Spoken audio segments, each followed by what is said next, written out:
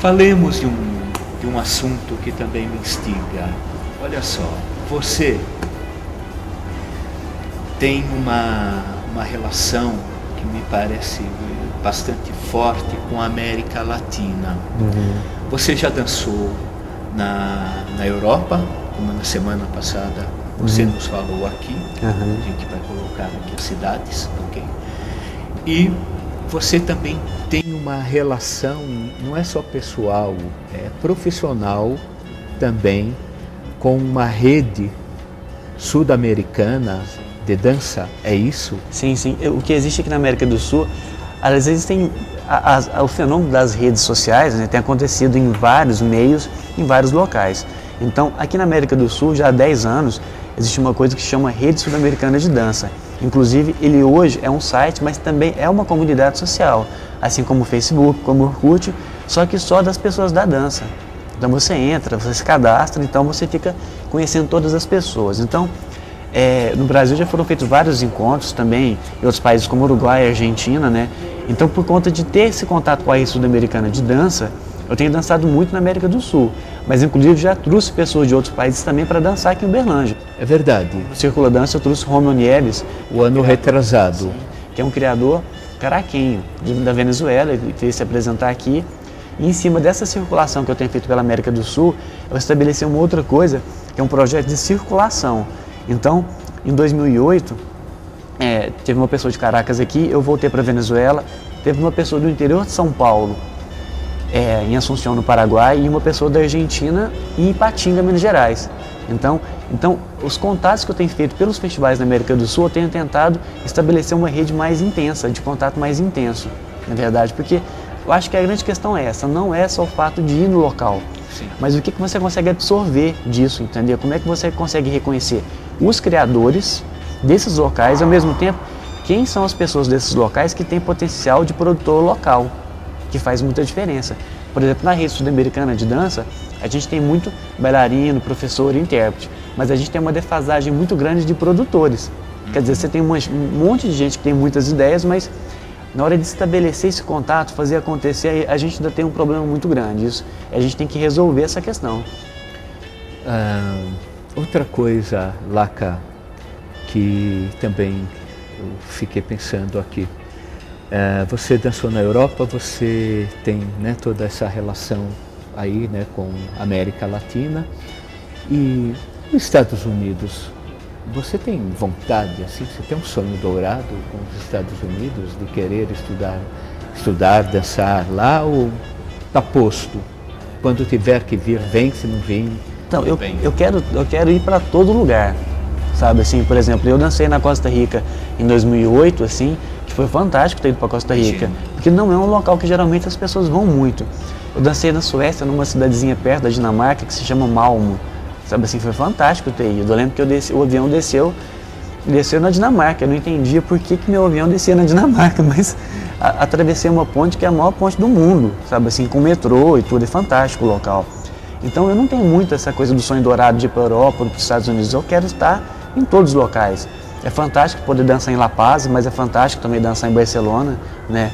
Então, assim, o que acontece é que eu acho que eu não fui para os Estados Unidos ainda, é que o circuito que eu estou é um circuito de dança contemporânea. E a América do Sul e o Brasil têm um contato muito grande com a Europa, com essa referência de dança contemporânea. Então, por isso não aconteceu, mas eu mantenho contato com as pessoas dos Estados Unidos e está cada vez mais próximo de acontecer. Mas eu quero dançar no Vietnã, na África agora a primeira vez, no Oriente, eu quero dançar Praça Sérgio Pacheco, aqui em Uberlândia. Isso em Uberlândia. Sem dúvida alguma. Agora, falemos de um assunto, né, que tem a ver aí com o seu propósito, o seu tema com a dança, que está aqui nesse Lilliput, né, nesse book Lilliput. O corpo é a mídia da dança, e que é o máximo, né? São desenhos, movimentos. São desenhos, movimentos. Aqui está uma coreografia? Sim. Para o meu trabalho, para a minha concepção, aí está uma coreografia. Perfeito. Isso não é uma representação de dança, isso é dança. E isso é dança porque do mesmo jeito que, por exemplo, na música, no teatro, nas artes visuais, você tem uma expansão dessas artes, na dança isso também acontece. Então a noção de movimento, de corpo, do que é possível ser entendido como dança, nos últimos anos expandiu muito. E o contato com outras mídias também, isso é um fator de expansão dessa noção do que é dança. Né? É claro que, por exemplo, quando você pega um material como esse gibi, que não é tecnologicamente um negócio super avançado, sabe assim? Mas de alguma maneira essa noção conceitual de expansão da dança, ela atinge tanto esses recursos tecnológicos avançados, quanto essas coisas que são pequenas, que são cotidianas e que estão de muito fácil acesso, principalmente tecnicamente. Você estava falando aí, eu me lembrei de algo, né, quando você disse da expansão da dança, que também eu considero muito bacana e vejo que o Valdo Bertazzo é bastante importante no Brasil, não é não? Não sei o que você pensa. Mas, por exemplo, é essa quebra da padronização do corpo. Digamos, não dá mais para falar, ele tem corpo de bailarino espanhol, entendeu? Não dá mais para falar. Essa noção, sabe, de antropométrica, vamos dizer, né? Da relação, das dimensões, né? Dos pedaços do corpo humano, de acordo, você Vanilton Laca, Eulo de Laurentiis, Xuxa, o menino que está centrado aqui, né? A câmera fixa. Cada um tem um corpo, tem um jeito de ser, um determinado movimento para o corpo. E isso, inclusive, é uma luta política, não é? Uma luta política que ela vem, digamos, sem dúvida alguma, dos anos 60, eu acho, da década que mudou tudo, né? Quando era um universo do jovem, mas era também essa percepção de que o velho poderia fazer, o cadeirante. Isso eu acho genial dentro do universo da dança.